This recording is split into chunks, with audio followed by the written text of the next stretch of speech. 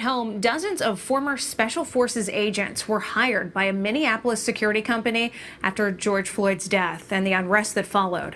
Jay Coles talked with the head of that company about who he thinks caused the wave of arson and gunfire that week. The worst 3 nights were May 28th through the 30th. A wave of arson, gunshots, and Molotov cocktails pushed law enforcement right to the edge, along with the Minnesota National Guard.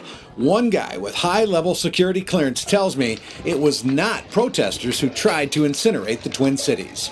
It was a real serious anarchist thing. Yes. That's what it appeared to be. Michael Rozin is an Israeli Defense Forces veteran and is a former Shin Bet agent, Israel's equivalent of the FBI, and he now runs Rozin Security. That's an international company based in Minneapolis. Rozin says he hired former Navy SEALs, Army Rangers, Green Berets, and CIA agents during the unrest, and he says here's what they found. The anarchists, the extremists, operating in an organized fashion. They operating in what appears to be almost asymmetric warfare manner. They operating in small cells. They would move from one point to another point. They'll set up barricades. They'll open fire. They will know how to control the city in such a way that police becomes irrelevant to an extent. Here in the Twin Cities? Here in Twin Cities. That was really a remarkable thing to experience. Rozin tells me his evidence shows they were neo-Nazis and anarchists, mostly white and from out of state.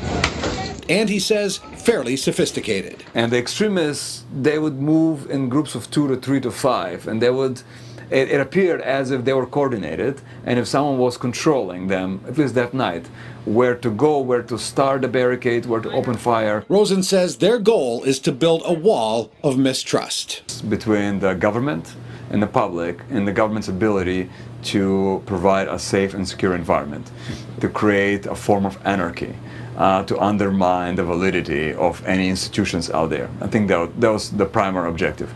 I think if National Guard wasn't there on time, and if we weren't able to curtail this, it could have become a lot worse. A lot worse. Could have been neighborhoods. It could have been neighborhoods. Rozin says once the National Guard got control of everything, he says his evidence shows the anarchists probably packed up and moved on to another city just to do the same thing all over again. Reporting in the newsroom, Jay Coles, 5 Eyewitness News. Now, Rozin said it's important for all of the thousands of peaceful protesters to condemn the violence wherever they can, making the anarchists know that they are not welcome.